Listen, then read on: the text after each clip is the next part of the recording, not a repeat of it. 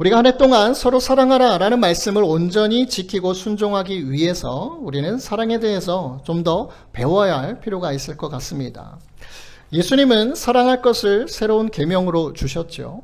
지켜야 할 명령이 바로 사랑이라는 거예요.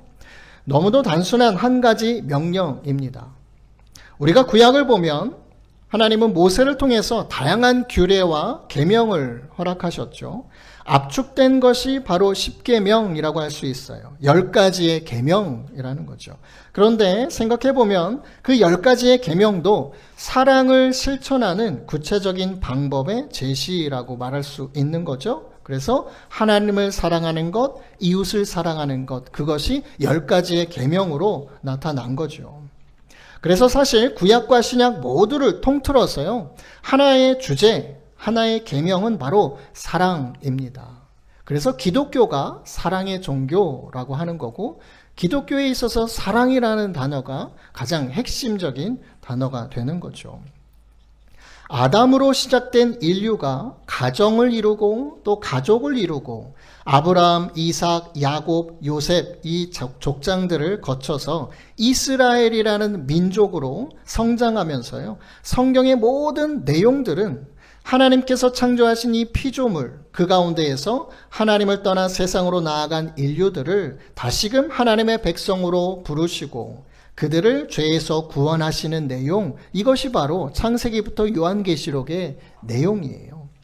구원하시고자 하시는 그 하나님의 마음, 구원하시는 그 하나님의 행동, 그것이 바로 하나님의 사랑이다라는 겁니다. 따라서 하나님의 사랑이 세상에 나타나고 그 사랑이 우리에게 나타나고 임하여지는 것은 그 하나님이 세상을 향해 또 우리를 향해 당신의 말씀에 신실하게 이행하는 모습으로 나타난다라는 것입니다. 그래서 구약에서도요, 사랑하는 것과 계명을 지키는 것은 동격으로 표현이 돼요. 출애굽기 20장 6절에 보면 나를 사랑하고 내 계명을 지키는 자 천대까지 은혜를 베푸느니라. 신명기 7장 9절에도요. 그런즉 너는 알라 오직 내 하나님 여호와는 하나님이시요 신실하신 하나님이시라. 그를 사랑하고 그의 계명을 지키는 자에게는 천대까지 그의 언약을 이행하시며 인애를 베푸신다. 하나님을 사랑하는 것과 하나님의 계명을 지키는 것, 이것이 같은 거예요. 우리는 잘 이해가 안 돼요. 하나님의 계명을 지키는 것과 하나님을 사랑하는 것이 같은 건가? 그런데 구약 성경에서는 그것을 같은 것으로 말씀하신다는 거죠. 하나님께서는요, 저와 여러분에게만 나를 사랑한다면 내 계명을 지켜라 이렇게 말씀하시는 분이 아니에요. 우리를 하나님이 먼저 사랑하셨고, 그래서 하나님은 약속의 말씀을 우리에게 주셨어요. 그것을 신실하게 이행하시는 것. 쉽게 말하면 하나님도 그 당신의 계명을 지키시는 것으로 사랑을 보여주신다는 거예요. 모세를 통해서 그 모든 율법, 규례, 법도 그 모든 명령을 허락하셨다라는 건요, 하나님도 그 명령의 약속, 그 약속의 명령, 그것을 신실하게 행하신다라는 거예요. 그러니까 하나님도 당신의 입을 통해서 선포하신 말씀을 지키시는 거예요. 그 약속을 지키신다라는 거예요. 그 말씀을, 계명을 지키시면서 사랑을 행하시는 것. 그런데 우리는요, 율법에서, 계명에서 하나님의 사랑의 마음을 잘 느끼지 못하죠. 그저 우리의 삶이 죄악으로 떨어지지 않기 위해서, 죄를 짓도록 하지 않기 위해서 우리의 삶을 통제하거나 절제하도록 하시는 그런 수단으로 우리는 느껴지는 사실입니다. 하나님의 말씀이 그렇게 느껴지죠. 우리가 하나님의 말씀 순종하기 어려운 게 뭐예요? 우리가 자유롭게 이 세상을 살아갈 때에 세상은 세상의 방식으로 살아가도록 자유롭잖아요. 그런데 우리는 해서는 안 되는 것이 있어요. 또 이렇게 해야 되는 거예요. 사람들과는 다른 방식으로 살라고 말씀하시죠. 그것이 때로는 내 마음을 힘들게 하고 부담스럽게 한다라는 거죠. 내 삶을 절제시키는 거예요. 하고 싶은 거 못하게 하시는 말씀이 있죠. 또 하고 싶지 않은데 하도록 하시는 것들이 있다라는 거예요. 그러니까 그 계명이라는 것, 하나님 말씀에서 우리는 이게 하나님의 사랑인가? 이게 잘 이해가 되지 않고 느껴지지 않는다라는 겁니다. 그렇기 때문에 신약시대에 대제사장 서기관들, 랍비들, 바리새인들, 사두개인들 이런 사람들은요, 하나님의 사랑이 배제된 율법 준수만을 강조했던 거죠. 이 하나님 말씀을 지켜야 우리가 구원을 얻는다. 하나님의 구원은 하나님의 사랑에서 비롯된 것이고 그 율법을 주신 것은 하나님의 사랑의 표현이었는데 그 하나님의 사랑이 배제되고 느껴지지 않은 상태에서 율법만 계속 지켜댔던 거죠. 오늘날 우리에게도요, 하나님의 말씀은 꼭 지키고 순종해야만 한다는 부담으로 느껴지는 것입니다. 이러한 우리의 무지한 이해관계 속에서 드러나지 않는 하나님의 사랑, 발견되지 않는 하나님의 사랑, 그 율법과 계명, 말씀 속에 감추어진 그 하나님의 사랑을 몸소 보이시기 위해서 예수님이 이 땅에 오신 거예요. 예수님은 하나님, 아버지 하나님의 말씀을 그대로 순종하여 행하셨죠. 공생의 기간 동안에 아버지께서 말씀하신 것만 그대로 행하셨다라는 거예요. 그 모습 하나하나, 예수님의 오셔서 행하셨던 모습 하나하나가 바로 하나님의 사랑을 나타내 보이신 것입니다. 그래서 예수님도 이렇게 고백을 하신 거예요. 내가 아버지의 계명을 지켜서 그의 사랑 안에 거하는 것 같이 너희도 내 계명을 지키면 내 사랑 안에 거하리라. 계명을요, 율법 말씀을 우리만 지키는 게 아니에요. 앞서 말씀드렸죠. 아버지 하나님도 당신께서 선포하신 말씀을 신실하게 행하신다라고 말씀드렸잖아요. 이 땅에 오신 하나님의 아들이신 예수님, 온 세상 만물을 창조하신 예수님도 아버지 하나님의 계명을 지키신다라는 거예요. 저와 여러분만 말씀을 지켜라 지켜라 하시는 게 아니라 예수님도 지키셨다라는 거예요. 성실하게 하나님의 말씀을 지키셨다. 아버지 하나님의 계명을 지키는 것이 곧 사랑으로 긴밀히 연결되는 거예요. 우리는 잘 알지 못하지만 계명을 지키는 것이 하나님의 사랑 안에 거하는 거래요. 그래서 예수님이 직접 보이신 그 사랑의 모습으로, 계명을 지키셨던 그 모습으로 서로 사랑하라는 새로운 계명을 우리에게 주신 겁니다. 이전에 없던 새로운 계명이 아니라 새롭게 제시된 계명이죠. 우리는 계명으로 주어진 사랑이라는 것의 큰 능력, 그 파급력, 그것이 얼마나 거대하고도 놀라운 것인지 우리 지난 주일에 함께 나눴어요. 그랬던가? 라는 생각이 드시죠? 잘 기억이 안 나시겠지만 지난주에 서로 사랑할 때 어떤 놀라운 일들이 벌어지는가에 대해서 우리 함께 나눴어요. 하나님이 저와 여러분을 사랑하셔서 우리가 구원받은 거예요. 우리 삶이 저주에서 생명으로 옮겨졌다라는 거예요. 그 얼마나 놀라운 일입니까? 모든 것을 바꿨다라는 거죠. 그래서 우리는 이 새 계명으로서의 사랑을 조금씩 주일마다 배우고 있는 겁니다. 오늘은요, 예수님이 가장 그 사랑 가운데에서도 가장 큰 사랑, 그것에 대해서 좀 소개해 주시는 거예요. 내 계명은 곧 내가 너희를 사랑한 것 같이 너희도 서로 사랑하라 하는 이것인데, 사람이 친구를 위하여 자기 목숨을 버리면 이보다 더 큰 사랑이 없다라고 말씀하세요. 사랑 중에서도 가장 큰 사랑이 무엇인지를 우리에게 소개해 주시는 거예요.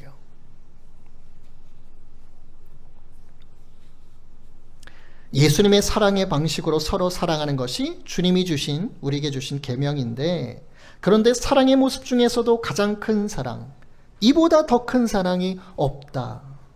그것은 친구를 위하여 자기 목숨까지도 버릴 수 있는 사랑이라고 설명을 하세요. 이것은요, 서로 사랑함에 있어서 그 사랑의 한계를 지어주시는 것과 같아요. 베드로가 예수님께 이런 질문을 한 적이 있습니다. 주님, 제가 얼마나 용서하면 될까요? 사람들에 대해서. 7번이나 용서하면 될까요? 라고 물어봤죠. 예수님 말씀하시기를 7번을 70번이라도 해라. 용서에는 한계가 없다라고 말씀하신 거잖아요. 누가 너에게 용서를 구하면 계속 용서해 줘라 라는 거예요. 7번이 70번이 되도록. 마찬가지예요. 주님, 어디까지 사랑하면 될까요? 여러분들 예수님께 질문을 드려본다고 생각하십시오. 어느 정도까지 사랑하면 됩니까? 이 정도 사랑하면 되지 않았습니까? 제가 이 정도까지 하는데 더 이상 어떻게 더 합니까, 주님? 아니, 오는 말도 고와야 가는 말도 곱다고. 이렇게 사랑을 베풀면 오는 것도 있어야죠. 저도 받아야죠. 어떻게 계속 주기만 합니까? 어디까지 사랑하면 되겠습니까? 그 사랑의 한계를 예수님이 말씀하시는 것과 같은 거예요. 예수님은 대신 목숨을 바쳐야 하는 희생마저 따를 수 있어야 하는 것이 사랑의 한계다. 거기까지 사랑해라 라고 말씀하시는 거거든요. 이것이 제자들에게 이해가 될까요? 지금 제자들에게 이런 말씀을 하시는데 저와 여러분은 이해가 되십니까? 아니, 사랑을 하는데 목숨 바쳐 사랑하라고요? 그럼 뭐 끝까지 그냥 계속해서 사랑을 하라는 말씀이시죠. 호흡이 닿는 그날까지 그냥 사랑하라는 말씀이신 거예요. 이 사랑의 계명 말씀 이전에요. 이 사랑에 대해서 서로 사랑하라 계명을 주시기 이전에 요한복음 13장에 보면요. 예수님이 제자들과 마가의 다락방에서 마지막 식사를 하시거든요. 그때에 식사를 하시다가 갑자기 예수님이 일어나셔서 제자들의 발을 씻기신 장면이 있지요. 발을 씻기는 일은 아주 천한 일이었습니다. 여러분들 아시는 것처럼요. 그 일은요.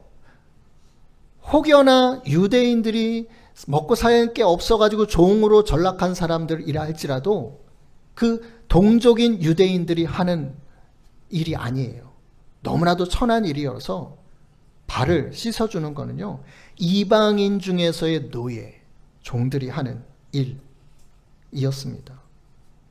그리고 노예를 부릴 수 없는 그런 가정이 있을 거 아니에요. 잘 사는 집이나 종이 있고 하인이 있는 거지. 그렇지 않은 가정에서는 누가 이 일을 담당했느냐? 아내나 아이가 그런 일들을 감당했다는 거예요. 정말 하찮은 종들이 하는 일. 그러니 예수님 시대에요. 그 여자나 아이들의 어떤 그런 인권 이런 거는 생각조차 할 수 없었던 거예요. 그러니까 숫자를 세더라도 남자들만 셌다라는 거죠. 그러니 하나님께서 고아와 과부 이들은요 세상 가운데 살아갈 능력이 없는 거예요. 남편이 없으면 뭐 일을 할 수도 없어요. 오늘날은 어디 가서 일을 할 수 있지만 이 예수님 시대에는요 그럴 수가 없는 거예요. 그러니 하나님이 이 고아와 과부들에게 그토록 마음이 애절하셨던 거죠.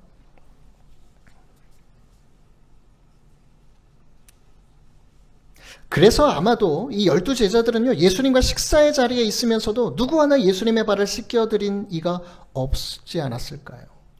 집에 가면 자기가 발을 씻지 않아요. 아내가 발을 씻겨주거나 아이들이 해주거나 아니면 종이 해주거나. 당시 식사는요 식탁과 의자, 우리가 이렇게 여러분이 앉아있는 것처럼 앉아있으면요 발은 아무리 더러워도 이 땅에 있잖아요. 잘 보이지도 않고요. 근데 그렇지 않았습니다. 비스듬히 누워서 식사하는 그런 곳이었거든요. 그러니까 발이 드러나요. 먼지 묻은 발이라고 하면 그 음식에 먼지도 들어갈 수 있고 발을 씻는다는 건 참 중요한 일이었습니다.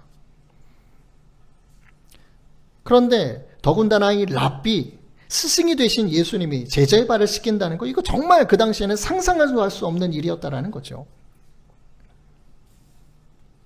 그러니까 예수님께서 갑자기 일어나셔서 제자들의 발을 씻기시는데요. 제자들이 너무 당황해서 다른 제자들은 말 한마디 할 수가 없었어요. 그러니까 베드로 차례가 됐을 때 베드로는 한마디 하죠. 아니 어떻게 예수님이 제 발을 씻어주십니까? 절대로 내 발을 씻지 못하십니다. 이거 말렸어요.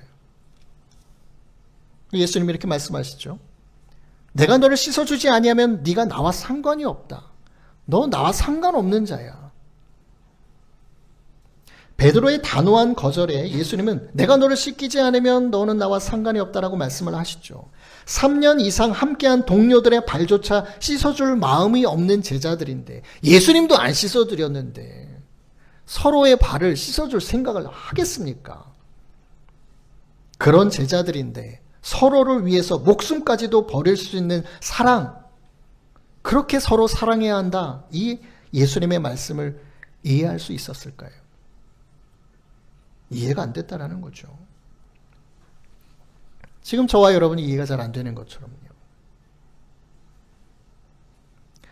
요한복음 14장 14절 예수님이 이렇게 말씀하시죠. 내가 주가 되고 또 너희의 선생이 되어서 너희의 발을 씻었으니 너희도 서로 발을 씻어주는 것이 옳으니라. 생명 걸고 옆에 있는 동료들 사랑해라. 이게 이해가 안 되는 거예요. 그러니까 구체적인 그 사랑의 방법을, 모습을 보여주신 거예요. 무릎 꿇고 제자들의 발을 씻어주시는 거예요. 내가 이렇게 했으니까 너희도 서로 이렇게 해라. 그 이후부터는 제자들의 생각 속에 서로 발을 씻어줄 수 있어가 된 거예요. 그 전까지는요, 천한 종이 하는 거예요. 정말 인정받지 못하는 어떤 그런 사람들이 발을 씻어주는 거. 근데 예수님 이 이후부터는 이렇게 할 수 있는 거구나. 이렇게 해야 하는 거구나. 이걸 깨달았다는 거죠.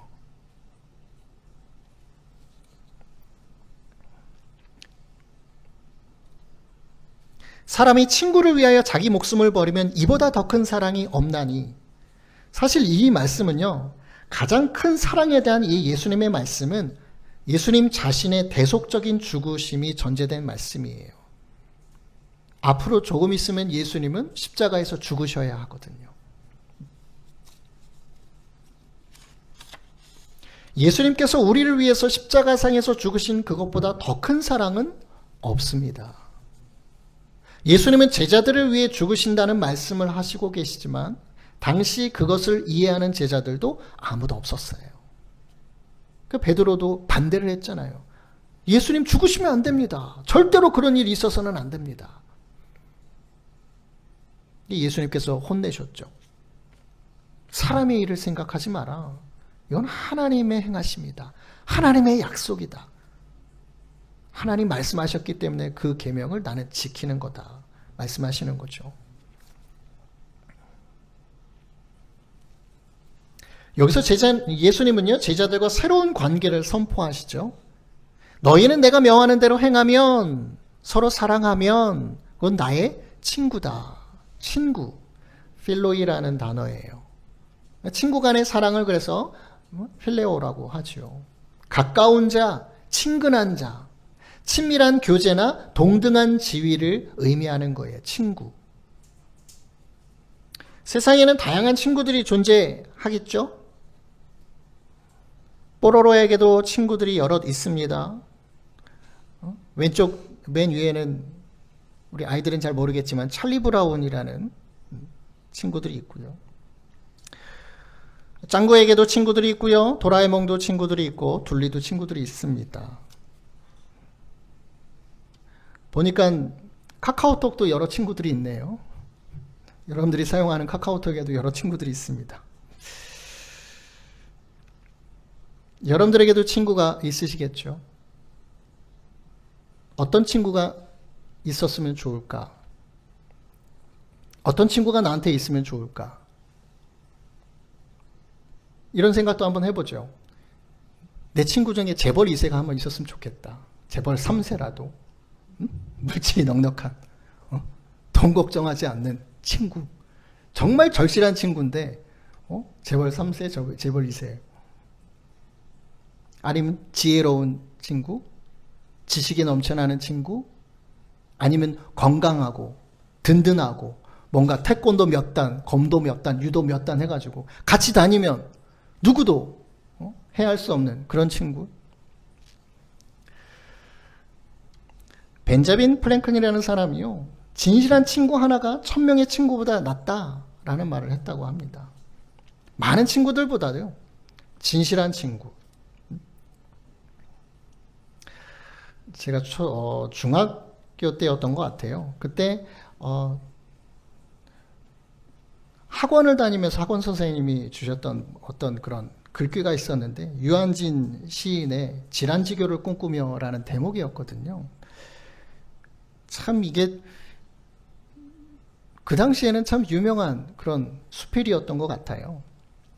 글씨가 잘 안 보이실지 모르겠지만, 질환지교가 이 난의 어떤 향기와도 같은 친구의 어떤 모습을 말하는 건데, 저녁을 먹고 나면 허물 없이 찾아가 차 한잔 마시고 말할 수 있는 그런 친구가 있었으면 좋겠다. 입은 옷을 갈아입지도 않고 김치 냄새가 좀 나더라도 흉보지 않을 친구가 우리 집 가까이에 있었으면 좋겠다. 비 오는 오후나 눈 내리는 밤에도 고무신을 끌고 찾아가도 좋은 친구, 밤늦도록 공허한 마음도 마음 놓고 보일 수 있고, 악의 없이 남의 얘기를 주고받고 나서도 말이 날까 소문날까 걱정하지 않을 친구. 입도 참 무겁고 말도 많이 들어주고.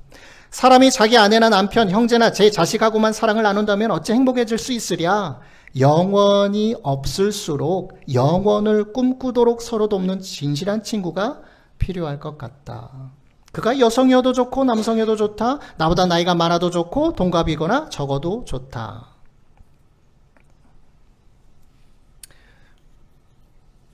또 이런 내용도 있어요. 그 친구와 나는 이런 모습이었으면 좋겠다. 뭐 냉면을 먹을 때는 농부처럼 먹고, 스테이크를 자를 때는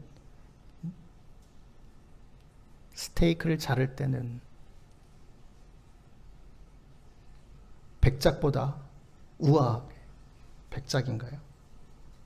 기억이 잘 안 나네. 군밤을 까먹을 때는 아이처럼 먹는, 또 커피를 마실 때는 우아하게 먹을 수 있는 그런 친구.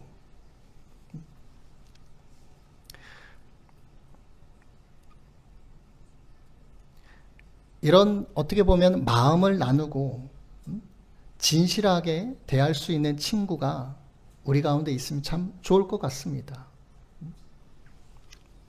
그런 친구에게는 비밀도 서로 나눌 수 있게 되는 거죠. 속상한 일은 그 친구 찾아가서 얘기하는 거죠.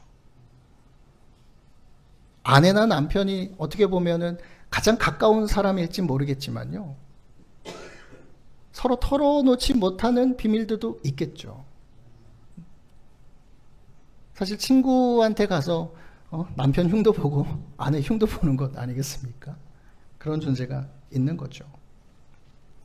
예수님이 말씀하시는 친구, 그런 친구는 어떤 친구냐? 그러니까 예를 드신 거예요. 예수님이 말씀하신 친구는요, 종이 아니다 라고 말씀하시죠. 그러니까 종, 하인과는 대립되는 개념, 이건 하나님과의 관계를 염두하신 말씀이거든요. 하나님과 친구 먹은 사람들이 있어요, 성경에는. 아브라함은요, 이사야 41장 8절, 그리고 야고보서 2장 23절에는요, 하나님의 벗이라고 기록되어 있거든요. 그는 하나님의 벗이라 칭함을 받았다. 아브라함이요. 하나님의 친구라고 칭함을 받았다라는 거예요. 하나님이 친구로 인정했다라는 거예요. 그래서 아브라함은요, 하나님께서 이렇게 말씀하세요. 내가 하려고 하는 거, 내가 앞으로 하고자 하는 거, 내가 어떻게 아브라함에게는 숨기겠나? 그 누구에게도 얘기할 수 없는 거 아브라함에게는 하셨다라는 거예요. 친구, 진실한 친구였다라는 거죠. 하나님은 아브라함에게 숨김없이 말씀하셨다라는 거예요. 다 말씀하셨다. 이 친구의 관계에 또 한 사람이 있어요. 그 사람은 모세입니다. 모세. 출애굽기 30장 11절에 보면 사람이 자기의 친구와 이야기함과 같이 여호와께서는 모세와 대면하여 말씀하셨다. 자기 친구에게 말씀하시듯 모세와 얼굴을 마주하고 말씀을 하셨다는 거예요. 모세도 하나님의 친구였어요.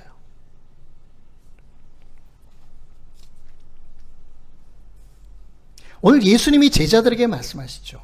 이 계명을 지켜 행하면 너희는 나의 친구다. 예수님은 제자들에게 친구라고 말씀하시는 거예요. 야, 우리 친구 사이 하자. 친구 먹자.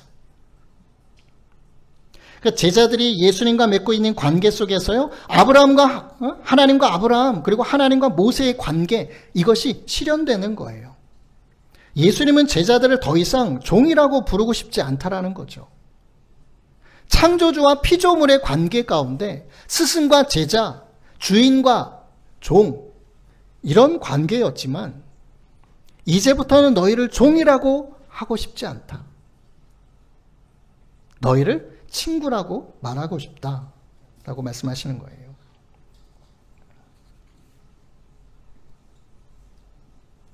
이미 제자들은요, 예수님께 있어서 친구의 관계였습니다. 종은 주인이 하는 것 알지 못해요. 주인이 그냥 시키는 것 하면 됩니다. 맡겨진 일만 하면 되는 거예요. 그러니까 우리가 하나님의 계명 말씀에서 부담을 느끼고, 야, 이거 나에게 절제를 하는 건가? 나에게 뭐를 통제를 하시는 건가? 내 삶을 그냥 강권적으로 이끄시는 건가? 이렇게 살아라, 이렇게 하면 안 된다, 이렇게 해야 된다 말씀하시는 것, 그렇게 부담으로만 느껴진다고 하면요, 우리는 하나님과 우리의 관계가 주인과 종의 관계예요. 우리 그렇게 생각하고 있다는 거예요. 그저 시키는 일만 하는 존재. 그런데 예수님은 아버지 하나님께 들은 모든 것을요, 모두 제자들에게 말씀해 주셨어요. 내가 내 아버지께 들은 것을 다 너희에게 알려줬다. 하나님께서 행하고자 하는 모든 것 다 알려줬다. 마치 아브라함에게 하셨던 거죠. 내가 하려는 것, 내가 아브라함에게 숨기겠느냐. 예수님께도 숨기지 않으신 거죠. 독생자 아들 예수님께. 하나님께서 행하고자 하시는 모든 건요, 다 예수님께 말씀하셨어요. 나 이거 할 거야. 이렇게 할 거야. 온 인류를 위해서 이렇게 구원할 거야. 그걸 다 들으시고 예수님도 제자들에게, 야, 아버지께서 이렇게 하신단다. 너희들의 삶을, 너희들의 죄를 이렇게 해결하고 너희의 인생을 이렇게 인도하시겠단다. 다 말씀해 주셨다는 거예요. 제자들은 잘 이해가 되지 않았지만 예수님의 말씀을 이해하는 것도 있고 이해하지 못하는 것들도 많았겠죠. 비유의 말씀, 천국의 비유, 깨닫지 못하는 말씀들도 많았잖아요. 풀어서 설명해 주시지 않으면 몰랐죠. 그렇지만 예수님은 숨김없이 다 말씀해 주셨다. 친구 관계였기 때문에요.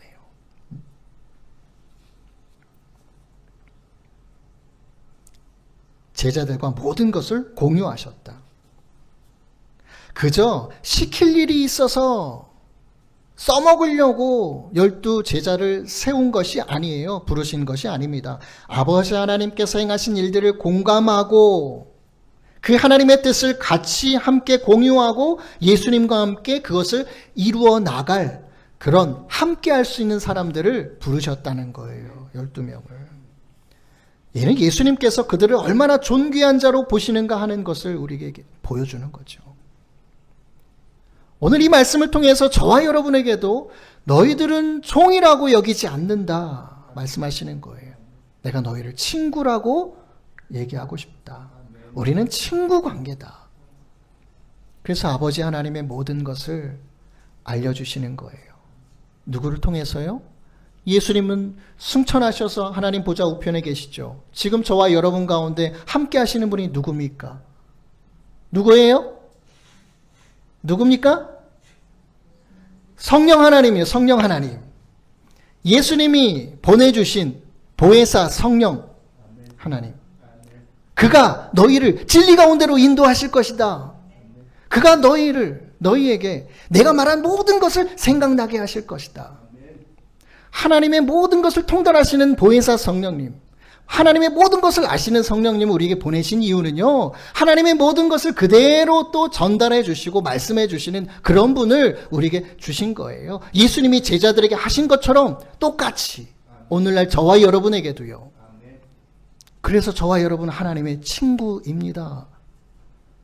우리는 하나님을 아버지로 부르지만 관계에 있어서는 아버지와 아들의 관계도 되지만 또 한편으로는요, 마음을 나눌 수 있는, 속마음을 나눌 수 있는, 모든 것을 함께 공유할 수 있는, 얘기하고 싶은 대상이에요. 때로는 못나 보여도, 때로는 무지해 보여도, 때로는 죄를 짓고 잘못을 해도 죄 가운데 있다 할지라도 아까 그 질환지교를 꿈꾸며에 나오는 어떤 그런 내용들처럼요, 서슴없이 늘 언제든지 찾아오셔서 말씀하시고 싶은 그런 친구, 저와 여러분을 그런 대상으로 만드셨다는 거예요.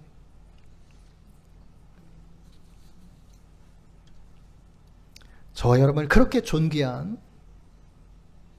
이들로 바라보고 계십니다. 그렇지만 예수님과 제자들 사이에는 우선순위가 있어요. 서로 친구라고 하더라도요.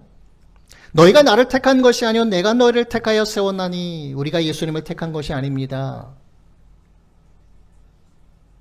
예수님께서 우리를 택하셨어요. 하나님이 저와 여러분을 택하셨어요. 이는 너희로 가서 열매를 맺게 하고 또 너희 열매가 항상 있게 하여 내 이름으로 아버지께 무엇을 구하든지 다 받게 하려 함이라. 예수님께서 우리를 부르신 목적이 있다라는 거죠. 예수님과 우리의 사이의 친구 관계는요, 목적 없는 그런 친교 관계가 아니에요. 분명한 목적을 가진 사명의 관계입니다. 곧 그것은 열매를 맺는 것이에요. 열매가 항상 저와 여러분 가운데 있도록 하시는 거예요. 그래서 저와 여러분을 부르셨다라는 거죠. 우리는 세상 가운데 열매를 맺어야 합니다. 그저 구원받은 그런 하나님의 백성, 하나님의 자녀로서만 살아가는 것이 아니라 우리는 열매를 맺는 삶, 그것이 하나님의 구원의 결과예요. 저와 여러분을 하나님이 구원해 주셨기 때문에 그 결과의 모습으로 자연스럽게 나타나는 것이 세상 가운데 열매를 맺는 것인데, 그 열매는요, 있을 때도 있고 없을 때도 있는 것이 아닙니다. 열매 맺는 거는요, 기분에 따라 열매 맺는 거 아니에요. 기분이 오늘은 좀 안 좋아. 열매? 그런 게 어디 있어. 감정에 따라 내 기분이 좋으면 열매 맺고 슬프면 나쁘면 열매 안 맺고 그런 게 아니라는 거예요. 능력에 따라서 열매 맺기도 하고 없기도 한 것이 아닙니다. 내가 능력이 없는데, 지혜가 없는데, 나 부족한데 어떤 열매를 맺어? 아니라는 거예요. 열매가 항상 있게 하여 어떤 상황에서도 열매는 항상 있도록 하신다라는 거죠. 우리는 어떤 상황에서도 열매 맺는 존재들입니다. 믿으시기 바랍니다. 아멘이시죠? 네. 주님은 우리의 열심과 노력으로만 그것을 이루어가라 말씀하시지 않아요. 열매를 맺기 위해 예수님의 이름으로 아버지께 무엇을 구하든지 다 받게 하신다라고 약속하시잖아요. 내 이름으로 아버지께 무엇을 구하든지 다 받게 할 거다. 이거 얼마나 놀라운 약속입니까? 열매 맺기 위해 필요한 모든 것을 공급해 주시겠다라는 약속의 말씀이에요. 그냥 우리가 인내로, 우리의 힘으로, 우리의 능력으로 열심히 열매 맺어라가 아니라요. 부족한 거 다 구해라. 다 주시겠다라는 말씀이에요. 그러니까 우리가 맺어야 할 열매가 뭐냐? 17절이에요. 내가 이것을 너희에게 명함은 너희로 서로 사랑하게 하려 함이라. 서로 사랑하는 것. 그게 열매라는 거예요. 구원받은 자의 결과가 서로 사랑하는 모습이다라는 거예요. 그래서 사랑은 기독교의 가장 중요한 가르침이며 핵심입니다. 기독교가 사랑의 종교가 되는 이유예요. 예수님의 죽으심은요, 사실 친구를 위한 죽으심이 아니었어요. 원수를 위한 죽음이었죠. 로마서 5장 6절, 8절, 10절. 우리가 아직 연약할 때에 약속하신 대로 예수님께서 경건하지 않은 자를 위하여 죽으셨다. 우리가 아직 죄인 되었을 때에 예수님께서 우리를 위하여 죽으심으로 하나님께서 우리에 대한 자기의 사랑을 확증하셨다. 우리가 원수 되었을 때에 그의 아들의 죽으심으로, 예수님의 죽으심으로 말미암아 하나님과 화목하게 되었다. 우리가 부족하고 연약할 때요, 아직 우리가 죄인이었을 때에 예수님 우리를 위해서 죽으신 거예요. 우리는 아직 죄인 되었을 때에, 하나님과 원수 되었을 때에 우리를 대신하여 저주를 당하심으로 예수님은 죽으신 겁니다. 예수님은 죄인인 우리를, 원수인 우리를 친구로 여기시고 친구로 대하시며 친구를 위하는 모습으로 생명을 버리신 거예요. 원수였던 우리를 친구라고 말씀하시는 거죠.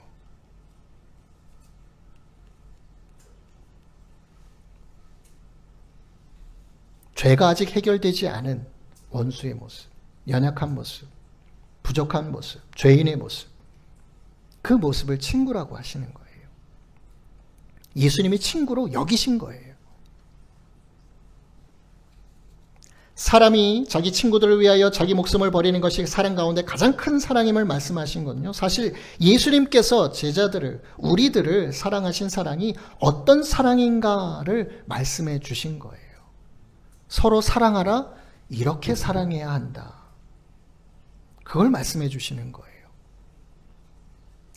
예수님께서 연약하고 죄인된 나를 아무 조건 없이 친구 삼아 주시고요, 목숨을 내어주시는 사랑을 하신 거예요. 그러한 사랑으로 우리는 서로 사랑해야 한다라는 거죠. 내 아내와 남편, 부모와 자녀와 형제, 친구와 동료와 이웃, 연약하고 부족하고 잘못이 있고 더 나아가 왼수 같은 존재라고 해도요, 주님 안에서 친구의 마음으로 대해야 하는 거예요. 나한테 행하는 모습은 왼수인데 친구처럼, 친구라고 여기고요. 때로는 그를 위해서 희생도 아끼지 않아야 한다는 거예요. 그 한계는 생명이에요. 목숨까지도 희생할 수 있는. 오늘 말씀을 통해서 목숨을 내어줄 희생까지는 이해가 되지 않는다 하더라도요, 서로 발 정도는 씻겨줄 수 있어야 하지 않을까. 오늘 말씀을 들으셨으니 목숨까지는 내어주는 건 아직 우리가, 주님 제가 거기까지는 어떻게 합니까? 저 왼수한테 내 목숨까지 어떻게 내줍니까? 그렇다 하더라도요, 지금 당장 목숨 내어줄 사랑 하라고 말씀을 드리는 거 아니에요. 저도 그렇게 못해요. 적어도 발 정도는 씻겨줄 수 있는 그 정도의 사랑은 오늘부터라도 행해야 한다라는 말씀을 드리고 싶습니다. 가셔서 진짜 양말 벗기고 발을 씻어 주라는 말씀이 아니라요, 세상 가운데 어쩔 수 없이 묻어나는 더러운 먼지들과 오물들이 있어요. 이 세상을 살면서요, 나에게, 부족하고 연약한 나에게 더러움이 묻고 오물이 묻고 잘못된 것들이 묻어나는 것들이 있어요.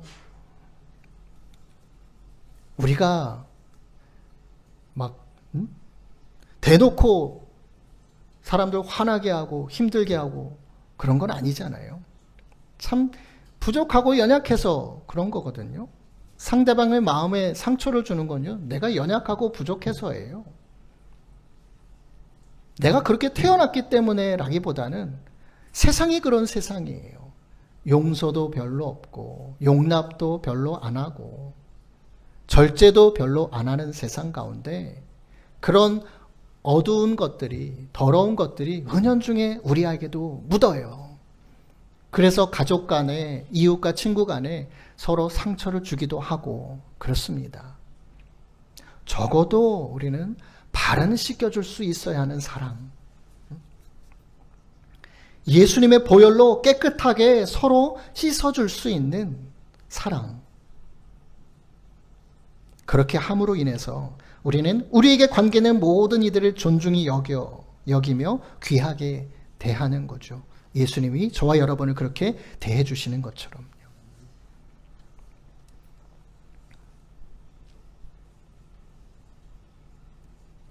용서해 주시고 품어 주시고, 저 사람 저렇게 더러운 게 어디 가서 묻어왔구나 씻겨줄 수 있는,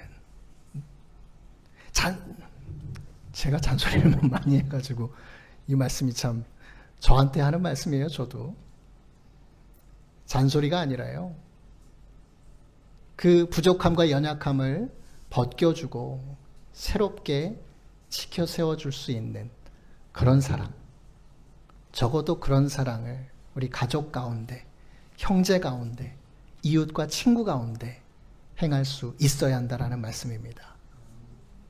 저 포함해서 우리 모두가요.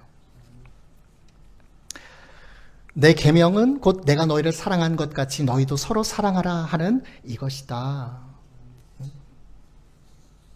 예수님의 모습을 떠올리시면서요, 서로 사랑할 때, 서로 사랑해야 할 때 예수님의 모습을 떠올리시기 바랍니다.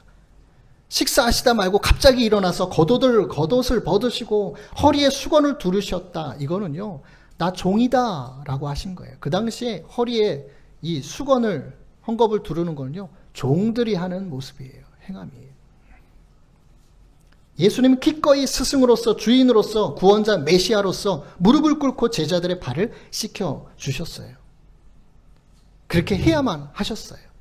제자들의 부족함과 연약함과 못난 모습들, 그 죄된 모습들을 씻겨주셔야 하셨단 말이에요.